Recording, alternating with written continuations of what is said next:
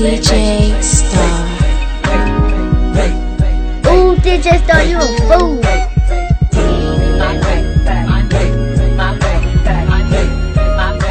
Mi cama, bien loquita. Cara de santa, pero es una bandida. Que loquita. Tiene mala fama, pero esa es su vida. Pues loquita. Fuma conmigo, champán y bebida. Pues loquita. Vamos a portarnos mal. No busco nada normal. The primary purpose of the CAF podcast is to express platform for creatives to express their personal views or opinions without restriction or censorship. All views or opinions expressed during the CAF podcast are solely those of individuals expressing such views or opinions and does not reflect the views of the CAF podcast. We back, season 7 CAF podcast. It's whatever the topic of our theme this season. And I think it's 2 more to go on my Grambling women's basketball list. I think it's Red and Smiley still left, but I've got number 13 on. So let me go down the list. I done had 45. I done had 4. I done had 20. I done had 23 of the ones I know of will get on the podcast. And now we got finally number 13 on. Ladies and gentlemen, she is from Monroe, Louisiana. She is a graduate of the best university in the land, the Grambling State University. 2 times. Got her bachelor's and master's. She is a former D1 basketball player. So shout out to all our female basketball players, especially everything just happened this last couple of months going on in women's basketball. Also, she is a married woman now, so she is a wife. And most importantly, she's my friend. Ladies and gentlemen, welcome to the CAF for the first time, Miss Jasher Blocker, last name Harris. Welcome to the CAF, Jasher. Oh, thank you, AJ. Thank you for having me. Oh, you missed just one small note. Graduated the Richwood High School in Monroe. Richwood. Whoop, whoop. Okay, all right. Okay. Yeah. I gotta give credit where credit is due. That's where I'm from. That's why I can't, Richwood May, baby. I mean, I said, I forgot Richwood and Monroe are 2 different places. Even though they like literally next door, like literally make a left, you're at Richwood. Oh, okay. But Jasher, welcome to the CAF, boo. Thank you for having me. So before we get into what we're talking about today, we do have a couple of questions. So our first question that we ask everybody, and we stole this question from Charlamagne the Guard. Jasher, how is your mental health? Oh, I'm so glad that y'all asked that question. So my mental health is well. I'm well. I am a mental health advocate. I work in mental health, so like mental health is a priority for me. Always a journey. If you want to see more podcasts in Florida, go follow our main man, Florida. Don't play with it. Shout out to Florida. Yeah, shout out to Florida. Huge shout out to Florida, man. Thank you for having me on. Yeah, it was perfect. DJ Star. I feel like I'm well in my mental health right now. So if you had to rate yourself 1 through 10, where you at? Where I'm at, I'm gonna say an 8. I'm gonna say a good 8, and I think that's healthy, a healthy 8. Okay. Right, because there's always room for improvement. So I'm gonna say a good 8.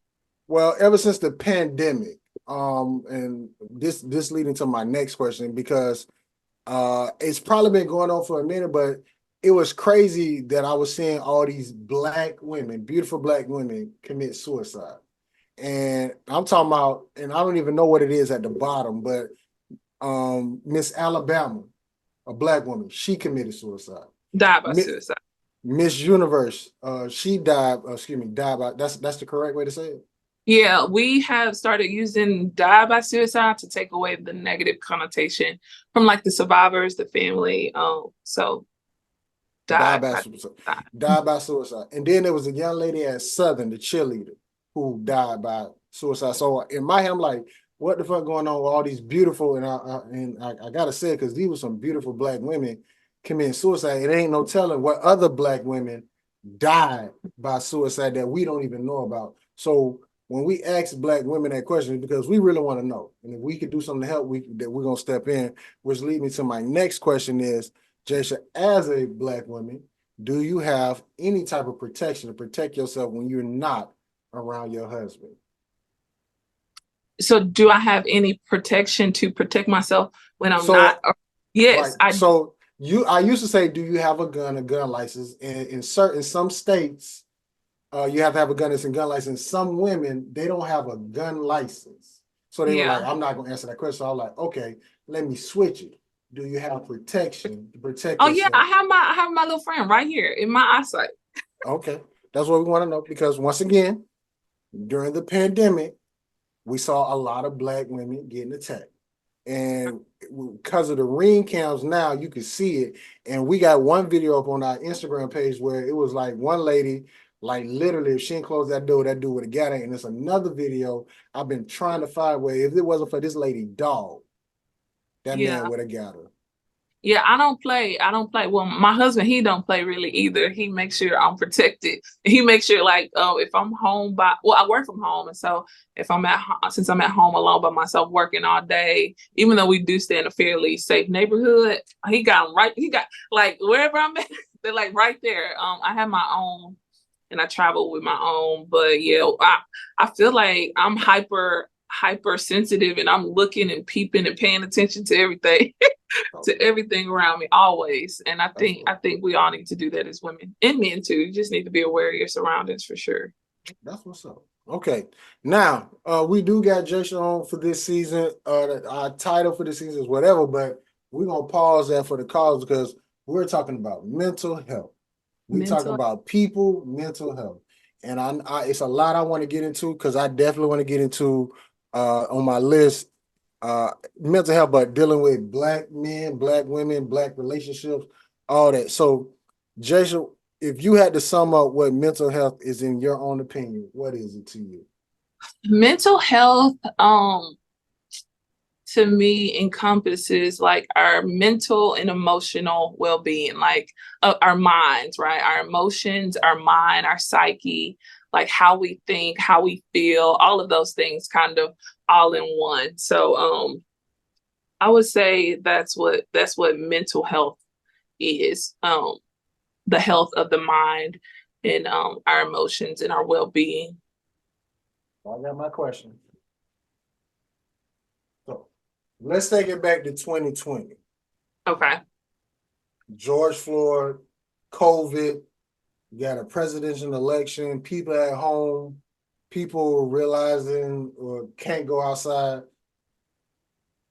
Do you think our mental health was, and the word I've been trying to figure out how to say is not broken, but woken, where we were like, yo, maybe we not in our right mind? I think that for me, the experiences for Black people in America and with police and their run-ins with police and just kind of the ongoing issues and atrocities to our Black Americans, I feel as though, like, for me, it is I'm just kind of, it kind of puts me into like a depressive state, not like a depressive state. I'm to the point where I'm just tired. I'm tired of seeing it. I'm tired of hearing it. And it's just, no matter what steps we try and take to do better and be better, it's just like, damn, I'm sorry. I hope I can say it. It's just like, damn. Hold on. Like, let me pause you because when we first started the podcast, we said we was going to be PG-13. And then all that went out the door because then we had people rolling up blunts. We had somebody even fix a bra while we were recording. Somebody was talking about, eating somebody out, all that stuff. So you can say whatever you feel comfortable saying. I tried to go and edit all that, and I was like, this too much. So let's just let it be. So if you feel like you need to something get edited because of where you at, let me know. But you can say what you want to say in the cab. Yeah. All right. Sweet. But yeah, I just feel like we're just taking blow after blow, and then we have hope. And then, it's kind of like that saying, like, you take 10 steps forward to get knocked 15, 20 steps back. And I do think that each time that something happens like that in the nation, it does kind of like chip away at our mental health collectively, you know, like as a community, as the Black community, because we're not seeing it happen to any other race at the magnitude that is happening for Black people. And so why us, you know, why do we have this disparity? Why is the aggression so much greater for Black Americans? So yeah, I definitely think that it affects us as a whole. Well, I mean, well, during the pandemic, to me, I think ever since Trayvon Martin, because it was right here in my backyard, it was like, wow. Then it was like another one. Then it was Eric Gardner in Baton Rouge, and where it was like I was in Louisiana. Then it was like, dang, that touched home too, because I know people in Louisiana. And then it moved to Sandra Bland, who you got this beautiful Black woman leaving wherever she went, but she was going to take a job at Prairie View, working in the what's the company working the cafeteria? Airmark. Airmark, and it's like, well, damn, she was on her way to PV. That's still home with me because I'm Graham. That's sweat love. So it's like a lot of these kids, and then what's my man Tamir Rice? It was just like back to back to back, and then the pandemic came where we had no choice but to look at it. It was like, yo, this shit is too much. Yeah, for sure. So for me, I was just like, I was on some, in my head, I was on some revolution shit, but I'm like, in my head, I was thinking Black people was about to rise up and start, you know, taking it to people. Yeah. But I don't think we even got there yet. I know. I think, yeah, it's such a complicated topic. Because although I feel like as a race that we're growing, like we're learning more, we're kind of catching up. You know, we were so far behind, you know, following slavery and all of the different things. But I feel like as a culture, we're starting to catch up with the, you know, all of the many good things that we can learn and know. But then I don't have an answer for it. I wish I did. I really wish I did, and I really wish that we could come together in a way that, you know, where we could kind of stand in for one another and just hold folks accountable, right? Like others are holding folks accountable in how they treat us, for sure. So, working in the mental health field, what are you seeing? Well, how long you been working in the field? I ain't even throw that out there. I've kind of been working in mental health for about a little over 10 years, about 12 years. Okay. I started working in homelessness, right? And so, of course, in homelessness, you see a lot of mental illnesses, a lot of addiction, and then I oversaw a lot of programs that were specifically designated for individuals with severe mental diagnosis or addictive disorders or co-occurring, like multiple. And so, and then now working in suicide prevention and mental health for the military community.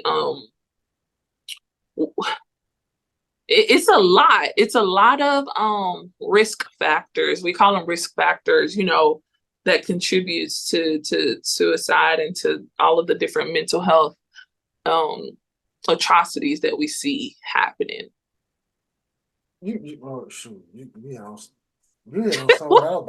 You hit on something because I was gonna talk about homeless and all that, people addiction and all that, like, but you done worked in the field, so I got it. Let's just get to it. So working in the field dealing with homeless people, what is something that you saw common with everybody, or wasn't nothing common? It was just different situation for different people. It was a lot of it was the same, just in a different lens. In homelessness, you saw a lot of addiction, whether alcohol or drug addiction. But a lot of the times what we don't realize is that those people are they succumb to the addiction because of trauma, because of life trauma, whether it happened in their adult life or happened as a child. A lot of times we are still suffering from traumas and don't know how to properly address like traumas that we experienced as children, but then also as adults too. And then, you know, they turn to drugs to try and mask, I guess you can say, like mask the hurt, mask the pain, mask whatever it is that they're going through. And so trauma is a really major factor that does contribute to a lot of not I to just say overdoses, but a lot of drugs and alcohol abuse. And so dealing with that, because I'm trying to get my journalistic on right now. But how did that affect you, where you see somebody going through homeless or going through addiction and you dealing with that, but you still got a life to live? Like, how did that affect you? I think how did it affect me? For one, I think I was you're still a human being and you see right. this. Like how does that affect you? For one, I mean, I think initially probably I was just grateful to be able to like aid them and give them relief in a sense, like because we were able to provide housing and like transportation and bill payment. And when I worked in homelessness, you call this thing called a housing first model. So like if someone is experiencing mental health or addiction disorders and they're homeless, like you can't address their mental health issues if they're laying out on the street. So you want to get them housed first, right? You want to get them put in the house and you want to get them stable in the house. And then you start addressing like, okay, what's going on with your mental health? What's going on with your addiction? Getting them hooked up to clinical social workers and things like this, and psychiatrists and counselors to kind of address the underneath, like what's underneath, why are you homeless? Why do you have this addiction? But it was also like an eye opener too, just to the many issues, just life, man, and how life can just, be hard on some of us and be hard on all of us, really. And if you don't have that support system, if you don't have, that family, that close-knit friends, if you don't have job security, or if you don't have, financial stability, how really any and all of us, I think data says like most Americans are one paycheck, one or two paychecks from being homeless. So yeah, it's just a lot of perspective and really a lot of perspective, a lot of gratefulness, but then also too a little motivation to want to do something about it and help our folks. Now let's because I want to get to the military, because I don't know how it is where you are, but Jacksonville is a Navy city. Yeah. And we got a lot of veterans just laying around and got out the Navy, and it seemed like their life just went to cuckoo. So from what you've seen dealing with them, like what is something that you noticed about them? Okay. So I was telling you, I was in Clay County like a few months ago working. It was for some veteran work. I think people should know that a lot of the times, for one, a lot of the times when we're thinking about mental health, when we're thinking about military culture, you have individuals who have left straight from high school, right? They left straight from their mom's house, graduated high school, and go straight to the military. The military takes care of food, housing, water, everything that they need, right, while they're serving. And then, of course, some folks are exposed, right, to different traumas in the military. But getting out, a lot of the times we see that our service members and veterans are struggling when they're out of the military, because you separated from service and now you're in the community, but you've never lived a life on your own. You've never known how to go about paying a bill because you've been in the military and the military pays your bills. You've never gone about how to get a job. You ain't need to, because you're in the military, so all they know in this military life, they travel, they're not close to friends and family, right? And so just picture a serviceman or a servicewoman coming home with a family now, right? They've had kids in the military. The military takes care of childcare, so they don't have to worry about paying childcare. But then when they separate, now they got all of these life experiences, all of this responsibility, with no one to really help them navigate life. And so we've seen that. And then of course there's also too a heavy alcohol or, alcohol abusing, I guess you can say, in the military, in the culture. And then I think also something else to note sometimes, and what we found out, a lot of people go to the military to escape trauma, childhood trauma, escape their current circumstances. For some, they may already have a mental health diagnosis or may already, be experiencing some traumatic event, and they're trying to escape it. And that's why they do decide to go and serve. And so just picture that trauma as a child going into the military, trying to escape it for a better life. But then you may experience some trauma in the military, and then coming out and folks are like, okay, go on about your life. Now you got you done made a family. We took care of you for all these years, but now go figure it out, and not having a way to really have any help or aid in it. And I never thought about that, Jasher. That makes so much sense. You got kids going in 18, 19, and they still on a structured mind coming from high school and all that. Yeah. Now they get into another structure, a way more demanding structure. Yeah. They ain't got to worry about that. And then when they get on their own, it's like, damn, you never really even.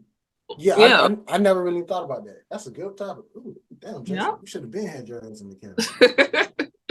Yeah, it's a lot. So seeing that and knowing that, what if you had to make a suggestion to the military, like, hey, listen, I know we got these kids in, and I don't know if they already got something.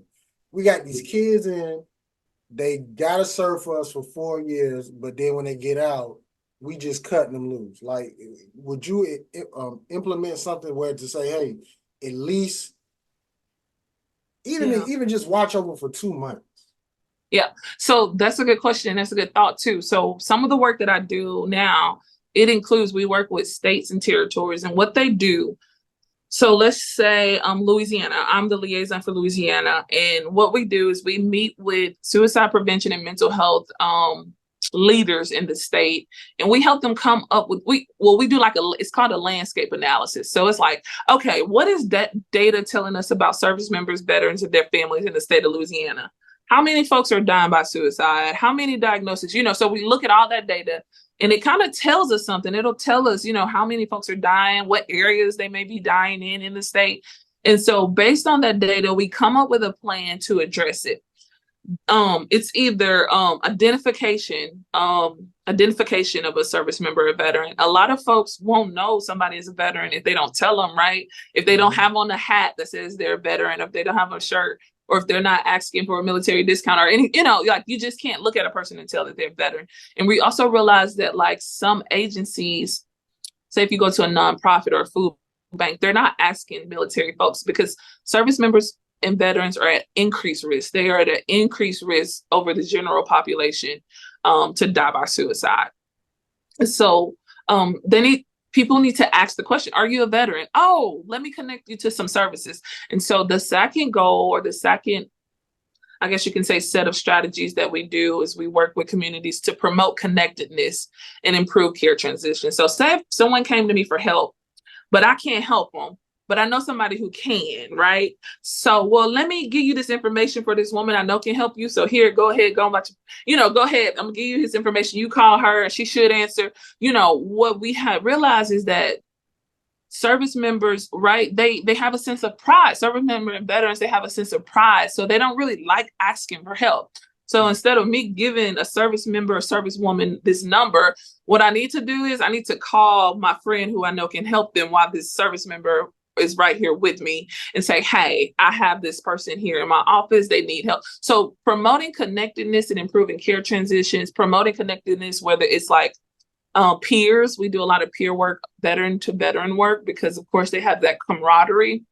But then also too, I'm sorry, I feel like I'm talking a lot.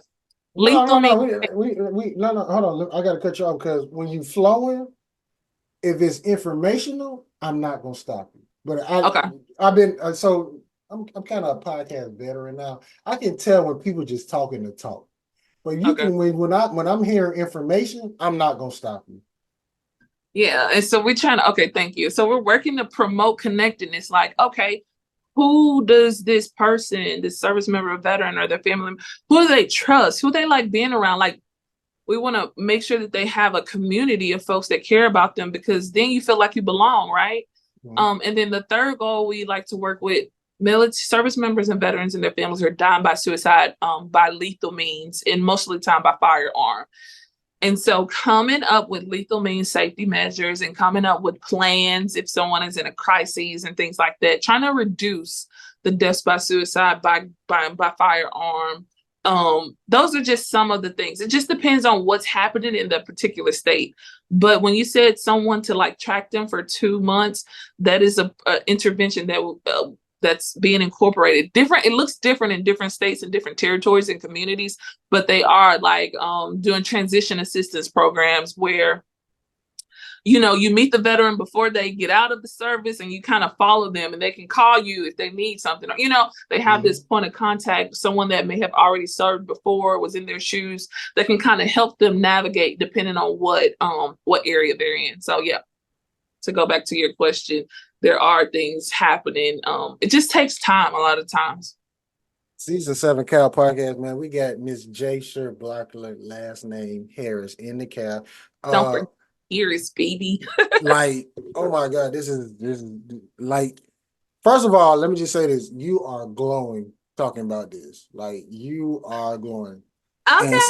And then second of all, like, this is a lot, because if what was the word you were saying? Connecting servicemen. Like, I thought something like that would already be implemented. Where, hey, you getting out the military, go talk to such and such sergeant and see how they transition from being in the military to a civilian to doing this, and then the same stuff you're trying to do. Like, I thought something like that would already be in place. So there are some programs, but you know, sometimes systems don't work well all the time. And I feel like, I guess if I could say this, I feel like the nation is working to adjust those systems so that they can better serve folks that are coming out of the military and becoming veterans and their families. So yeah, because like, everybody ain't gonna be in the military all their life. Like, it's only but a handful of people who do 20 years. Everybody else 4 to 5 and out of there, or you know, or like Miss B Nasty, she was in the military. Now she got her OnlyFans making money. AJ, I don't even know who that was. Being nasty. I don't even know. Don't worry about it. I feel like I've heard that name before, but you heard it. Yeah, it's, you know, shout out to Miss B Nasty. I can't wait to get you in the Cal. But and salute to our service, because she was in the military too. Yeah. But she's doing well. She's doing well. No mental health there. Just shout out to B Nasty. Lot of toys. Okay, AJ. So we're talking about mental health. She helps my mental. AJ, we might need to address why you. Oh no, I ain't gonna get all clinical. Don't do that. Don't do that. I enjoy myself. But okay, so let's you said something else too. So when military people, when dealing with as you say, die by suicide? Yeah. Like, I when you said gun related, I would have never thought of that. I would have thought more of alcohol, drug related. So is gun related more higher? Yep, it's the highest. Wow. Yep. Never, yeah, I wouldn't did that. I wouldn't put it's like an insurmountable high. And I wish I had the I should have pulled up the data, but it's really, it's over 50%. Like, Jesus. For states. So in the actual states, it's firearm. It's just like, you know, I mean, service members, when they're in the military, they have guns all the time. And so, of course, when they get out, they're going to have guns and acquire guns. And then what we're seeing in our territories is it's death by hanging. So they're asphyxiation. Jesus. Yep, hanging. Yep. Yeah. Not alcohol, not drugs. No. Hanging in a gun. Right. And so alcohol and drugs kind of, you know, it contributes to it, but that's not the main reason they're dying. So. Jesus. Wow. Yeah. Man. Like, I mean, because you hear you hear stories, and then you see the veterans on the corner, they always got Jack Daniels. I don't know what it is about Jack Daniels, but they always got Jack Daniels in their hand. And it's like, but I never would have put a gun in, especially hanging, not in 2024. Right. Oh, wow. So, dealing with that, if something like that did happen, do you work with the families who go through that? No, we kind of teach we teach and facilitate the folks who would help the family. So yeah. Okay, I didn't say this. So for those who know, Jasher does a lot of traveling. So she go talk to a lot of people about this. And I know like she keeps saying like in different states, and the reason why she keeps saying that is because she travels to different states to deal with this. Okay, so mental health, Jasher Blocker. Okay, woo. All right, let me get back to my question because you just messed me up with that one. Okay, so let me go to this one. So I'm gonna go back to dealing with the relationships in the military, and then we're gonna jump off that. What is it, more men or is it more women? Yeah, it's more men, but women though the numbers are rising for women as well. I hate to ask, white or black? I don't have that data. I'm not sure. I Thank don't God. know. Don't get that data. Ooh, I would hate to hear that. Yeah. So yeah, okay. All right, let's keep it moving on. Because that was a lot. I learned a lot about that. Dealing with military and the mental health. So now, wait a minute, you didn't deal with it all, correct? Yeah. Okay, not because I'm finna talk about us. Okay. Us colors folks. Okay. Who all of us got mental health, but we feel like, the old saying is, go to church and pray. Mm-hmm. What should we be doing? Yeah, as a race.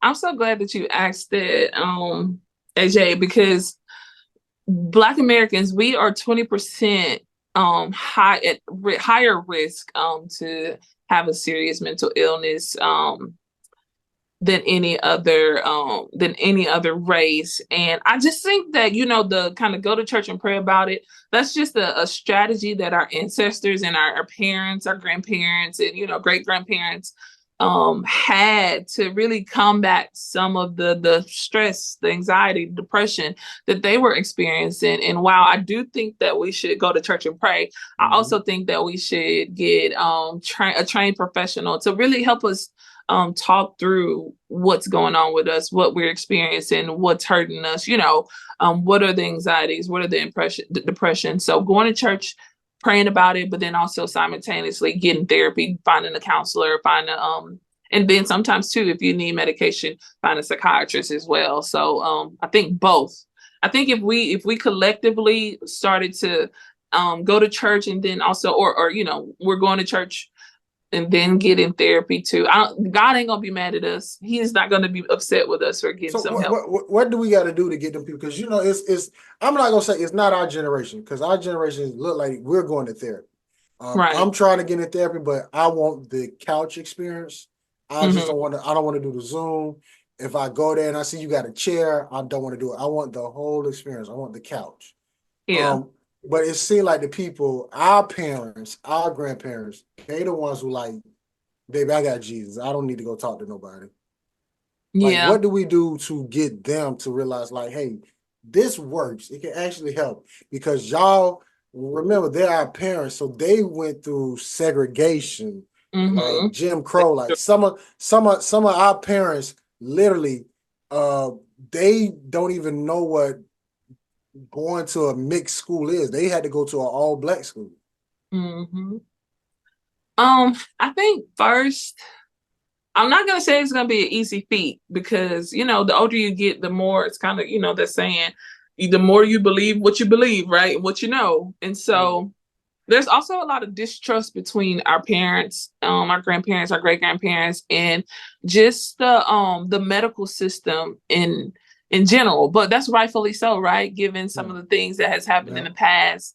But I think it'll start with like just having conversations, just having talks with our parents, grandparents, our folks, and just educating them on what it is.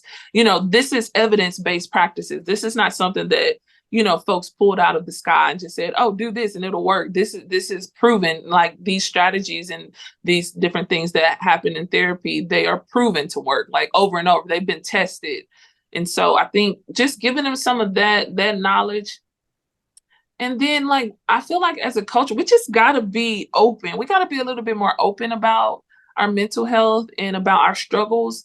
We've created this like perfectionist life and like things, everything is perfect. And I think that the more that we talk about some of our struggles, the better it'll open up for more people to talk about some struggle. I remember I was telling my husband, like I had made a post on Facebook. And when we just recently moved to Lafayette about a year ago, and I was like, oh, when I found a therapist, I was like, oh, I'm so happy I found a therapist like in Lafayette. I posted it on Facebook. And so I was like, I'm really particular, you want somebody that looks like you, that's lived a little bit, that can really talk to some things. And so anyways, I was happy about it. I posted on Facebook. And AJ, you would not believe the amount of people that like saw me in person and was like, I'm so glad you said that. Like, I want to get a therapist. How do I go about getting a therapist? I had messages on Facebook. And then like just people around me started talking about it. And it's like, when we talk about it, we let others know that it's okay, that sometimes we're not 100%. Sometimes we do need somebody to talk to and kind of get some of this pressure off our backs. And so I think those are some of the things that we can kind of help change the language with not only our parents and our grandparents, our great-grandparents, but the current generation as well. You know who really got me want to go to therapy? Who? Whitney, because she has a therapist. And Whitney is a therapist out there. Yep, she's a social worker. Yeah. Yeah. So I was like, when I heard Whitney had it there, I'm like, why you need one? You good. She like, I got one. I'm like, all right, let me look into it. AJ, most people struggle with something. And it might not be the same thing. Not like everybody struggle with something. Yeah, I was gonna say, you're right. Everybody struggles with something.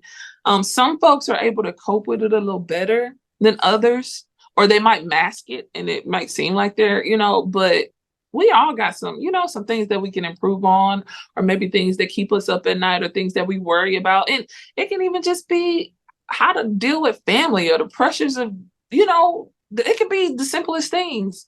So, yeah. Do you think we should start our, like, if you was to have a kid, which I hope that's coming soon, I'm praying that on you, would you start them in therapy early? I would, if I felt like it was a need, if I saw like different characteristics or maybe some type of behavior that I felt like, oh, this might need addressing, I wouldn't be opposed to it. So you think the whippings that we got, the beatings, was that something that kind of reason why some of our kids' mental health is not? I think that everybody has a different perspective on this. I'm just gonna say, for me, I didn't get many whoopings, but I was afraid. Like, I got a couple and I was afraid. Like, I don't know, my dad maybe whooped me twice, maybe once, and my mom probably whooped me, but I was afraid. Like, so the whoopings that I got corrected my behavior, and I was afraid to get any up. So I don't know, I feel like it helped me because I was afraid to get whoopings, and it changed my behavior. But sometimes, sometimes that's not the same experience for others. Sometimes it may be abuse from, I don't know. So you just never know the situation. Other folks have experienced other things and may have a different opinion, which is fine. I think everyone has a choice. I was scared of my mom. My mom was 5'11", 240. Man, where I was scared. I wasn't scared. My mama was sweet. I didn't get taller than my mom until I was in the 10th grade. You say you what? I didn't get taller than my mom until I was in the 10th grade. When For real? I got that height, that's when she stopped beating. And she put the fear. She put the fear. They put the fear in us. Not even that. My mom was 5'11". My mama could palm a basketball, so she used to punch me. Yeah, I'm saying you feared the punch. If you did things wrong, yeah. I feared the whooping. If I did something wrong and it worked for me, but then I can see how other folks may have experienced, I wouldn't say what my parents did was abuse, but I can say, if someone experienced kind of excessive whoopings all the time, I can see why they may not want to, whoop their children growing up, and they have every right. you just sparked something in my head. You remember when like the white parents were like, Johnny, go in the corner and put the hell out of it. And then our parents would beat us. Like, is there like any correlation to like, yo, maybe our parents should have told us put our head in the corner? Or should have been the other way, like white parents should have whooped little Johnny? AJ White. Like when you bring that up and we talk about mental health, I believe the Bible says spare the rod, spoil the child.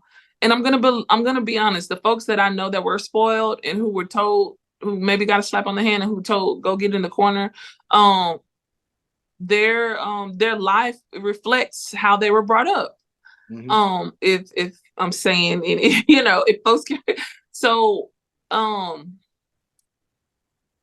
for every action there's an equal and opposite reaction. And if you don't set boundaries with your kids in the right way, then you just have to deal with those consequences. And I'm not saying, maybe we should stop saying beat, because I ain't get beat. My family, when you say beat, it makes it seem like, okay, they're beating us, like. Yeah, she did that. Yeah, like I should have called child care on my mama numerous times. Yeah. But I was even scared to call them because not knowing what she gonna do to them. Yeah.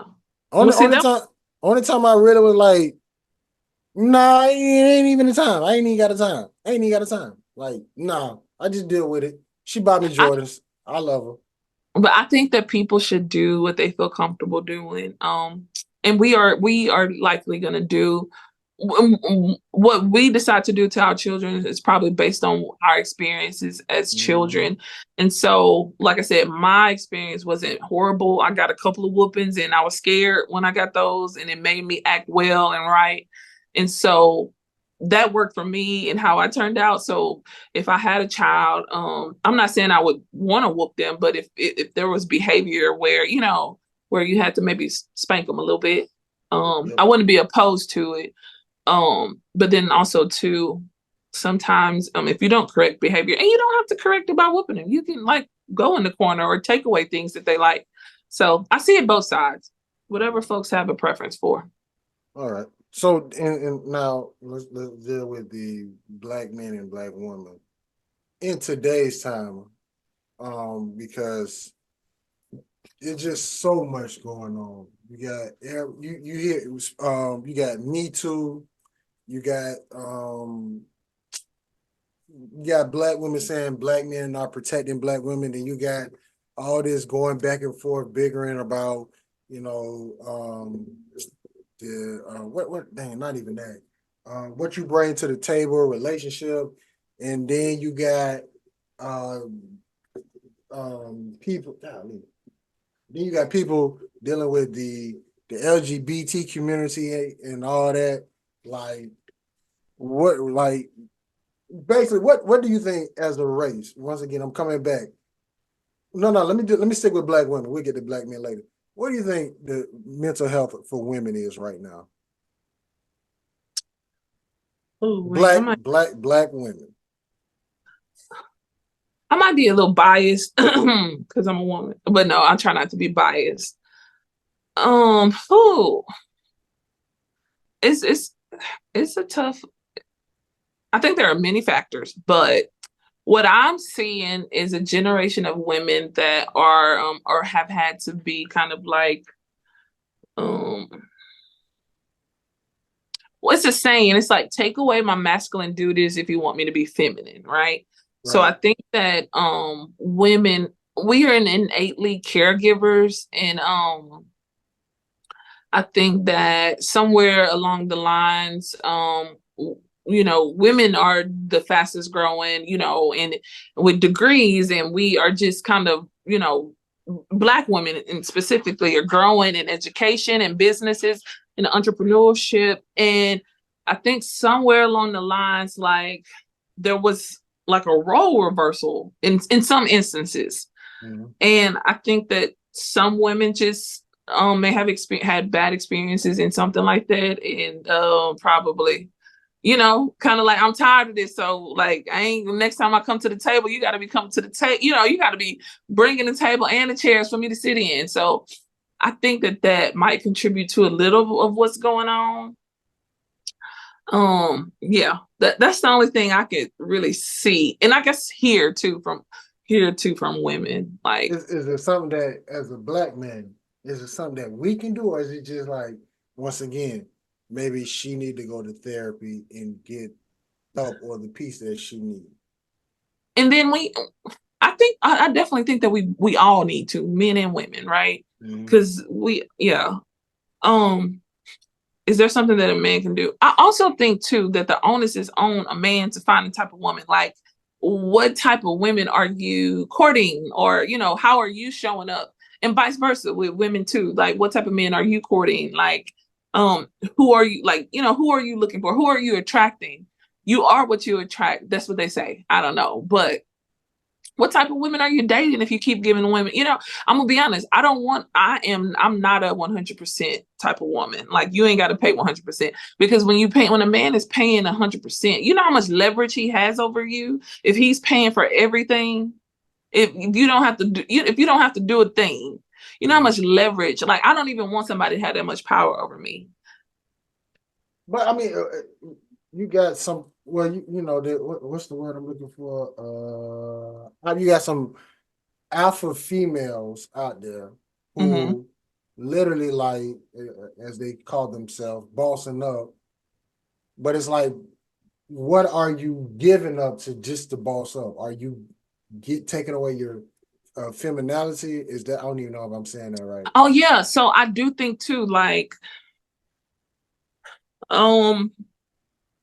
bossing up with like, us, just in that mental state where she like, I'll give you a prime example. I think if men will lead, well, women. No. Hold on. Don't go there yet. Don't go there yet. Okay. I know where you're going. Don't go there yet. What I'm saying is, when you got women who are trying to be, let's say they have a son in their life and they're trying to be mommy and daddy. Like, how is that affecting them mentally? Because I know for a fact, my mom, she got divorced, but she didn't, when it was time for certain stuff that, them conversations, she didn't jump in there. She went and got somebody to have them conversations, whether it was my dad, an uncle, or a deacon at the church. So, like, the mental state they in now. I think it does affect. I think having to do that and having to step up as the father, or if a woman does have to kind of fill both shoes, or try to fill both shoes, because I don't think that we can successfully. I mean, we can successfully do both, but I think it's very hard. I do think that we've had to, and I say we as women, collectively, because I'm a woman, right? Had to. You said that 3 times. What you're a woman. We know you're a woman. No, me. I'm just saying. I'm saying we, because I'm a woman. That's all I'm trying to say. That's the 4th. If you had to kind of play the daddy role, then you do. There's a certain amount of pressure. There's a certain amount of, so if a man is approaching you, then they do want you to step correct. Make sure you step in correctly, because I've been carrying this load on my own. And if you want to come and interrupt it and want me to kind of change all of my things, I'm gonna need you to take some of this stuff off my plate so that I can follow you accordingly. Okay. Now let's switch it to the black man side before you get to your point. We already dealing with a lot. We're a black man in the United States of America. We're already public enemy number 1. What do you think? But like, besides going to therapy, what do you think we need to do with our mental health to make sure, like, when we wake up in the morning, we good to go, and not with the stress of dealing about outside? I think that you have to find the right partners. You have to find women who understand, like, because a lot of people don't understand mental health. They don't understand mental wellness. They don't understand how day-to-day life can affect someone.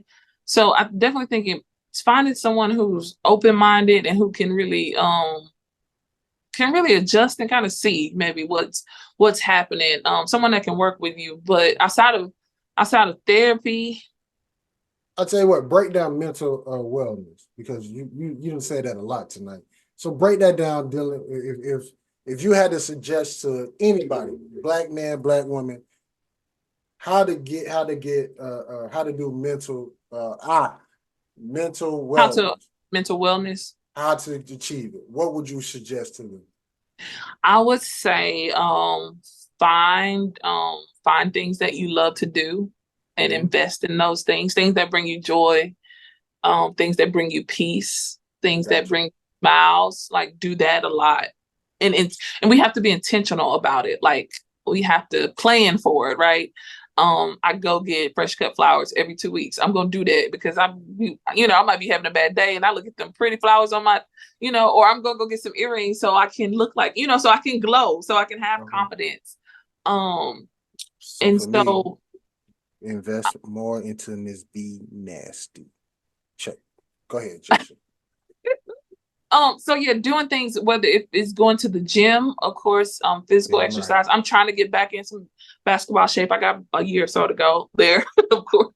But physical and what we eat affects us too, AJ. Like the things that we eat, what we put in our bodies, all of it matters. Yeah. Like you saying so much, and it's like every time I think I can move on with something, I can't, because then you said food, then you got like, hey, Black people been gave the bottom scraps to eat, so it's like, yeah, and we still eating it. We still eating pig feet. We still eating chitlins, AJ. We still like that's what they gave us during slavery time. We not enslaved no more. We not, yeah, we still want it smothered. And me too. I mean, I don't eat chitlins or pig feet, but I still eat unhealthy stuff too. But I try to keep it balanced. But yeah, it affects our mood. It affects the chemicals in our bodies to allow us to think at a ultimate high level. I know you work out a lot, so working out and exercising, our heart disease is the leading cause. So yeah, it's a combination of things. And then too, what I'm even just discovering, we don't talk, like Black men and Black women. We don't talk. Killing my question. That was gonna be my. We don't talk enough. Like, we don't create safe spaces for one another. Like, we should be able to, if you're in a relationship with someone and you trust them, you should be able to have open and honest conversations about the things that's bothering you. And then like, okay, how can I support? Or what do you need to do? How can, you know what I'm saying? Like, it should go both ways.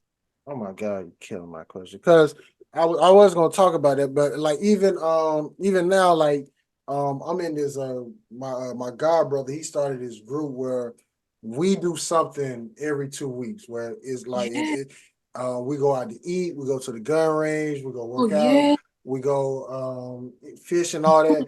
But it's the main purpose is to get us together, and whatever we're going through, put it out there, because you just don't know who can help you.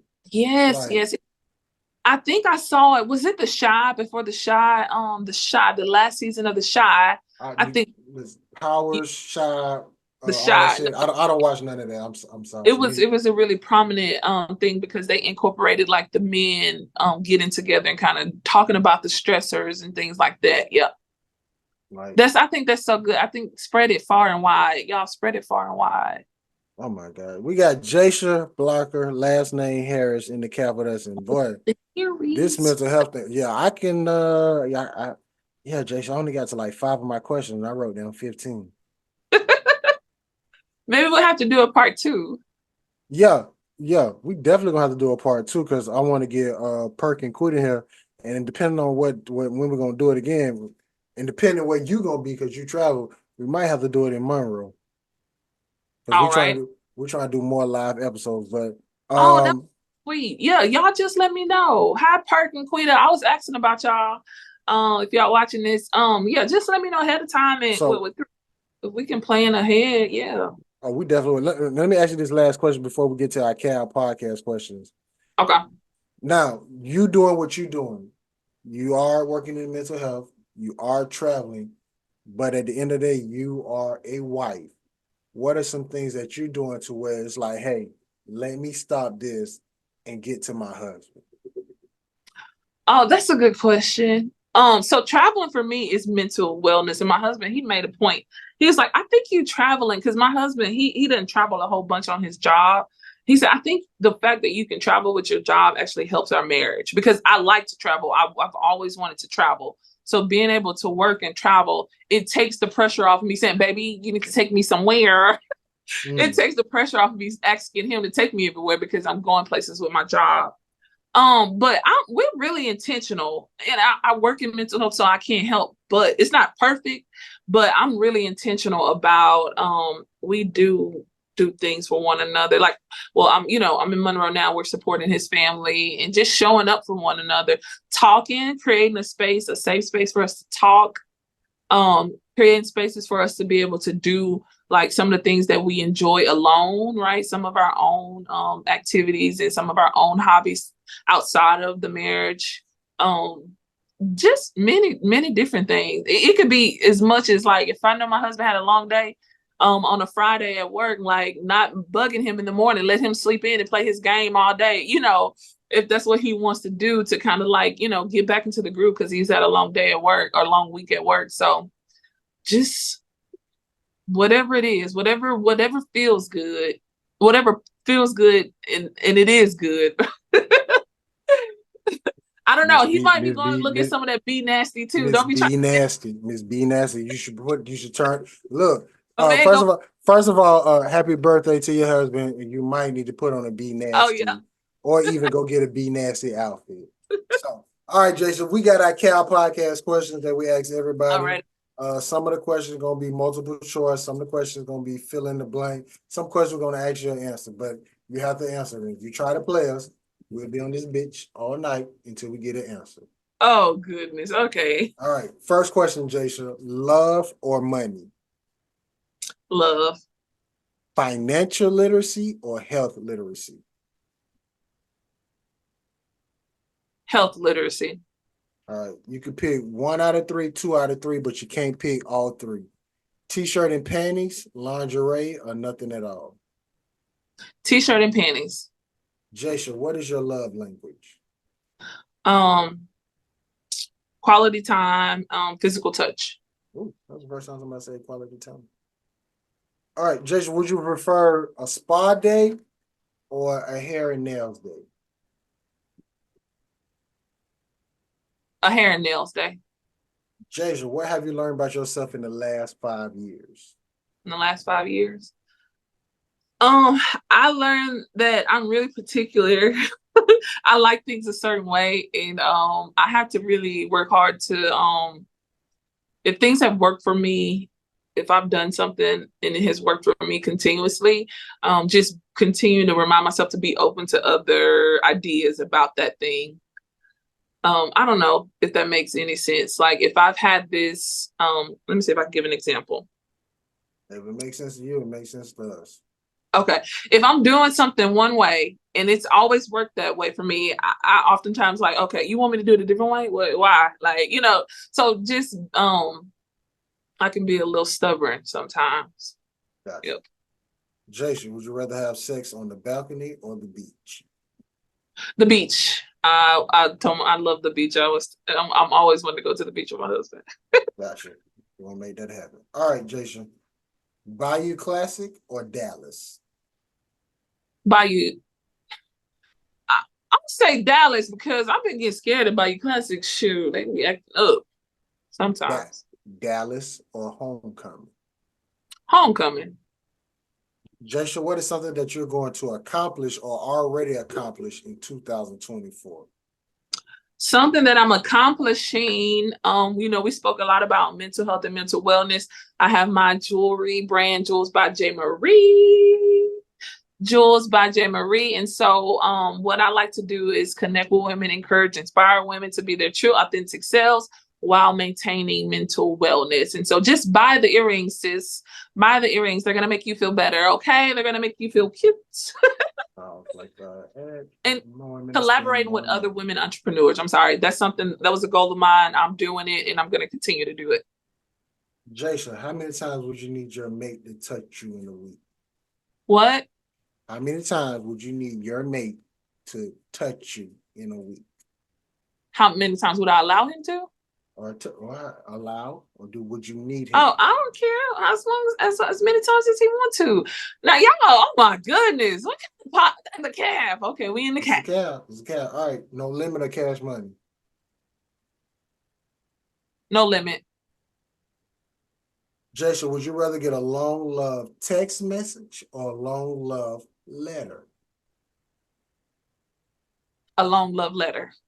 Jasher, if money, health, and time wasn't an issue, what is something that you would start today? If money, health, and time wasn't an issue, what is something that you will start today? Probably just traveling and seeing the world. All the time, like different parts of the world and different cultures. I just want to learn more about different parts of the world and different cultures. Jasher, how long should good sex last? About 20 minutes. 20 minutes, that's a new number. All right. Jasher, can you tell the difference when somebody value you or just desire you? And give me an example. Can you tell the difference when somebody value you or just desire you? Yeah, I think so. I think I'm learning to tell. When someone value you, I feel like they will pour into you. They'll, in a positive way, they'll contribute and kind of they'll add value. And then when someone, what's the other one? What's the other? Value you or just desire you? Desire, yeah. Desire looks a little bit different, I believe. And I think when I think about desire, I think like physical aspects, like someone desires what they see on the outer, the outer sense of someone. Okay. And they may not be committed. It's not a commitment. Okay. This question we stole from another podcast, but Jasher, what are 2 things that you love about Black people, and do not be generic? I love our hair. I love my dreads. I think that I think I started growing dreads because at the time my husband had dreads and my sisters had dreads. And now I have this greater love just to be able to embrace our true natural, like, yes, baby, come on, the Black roots. Do you see them? So I'm growing mine back in when I turn 40. Yeah, I love the natural coils. And then I also love our style, like our cultural style, like just how I think that Black people are really like creative beings. Like we are the creators of the creators, and we don't always get recognition for it, or it's always being taken away or used in a different light for other cultures. But I think that we are like the innate creative being. So yeah. Jasher, if you could ask God one question, what would it be? Oh, if I can ask God one question. I guess maybe ask him like why can I have 2 questions? About the one question.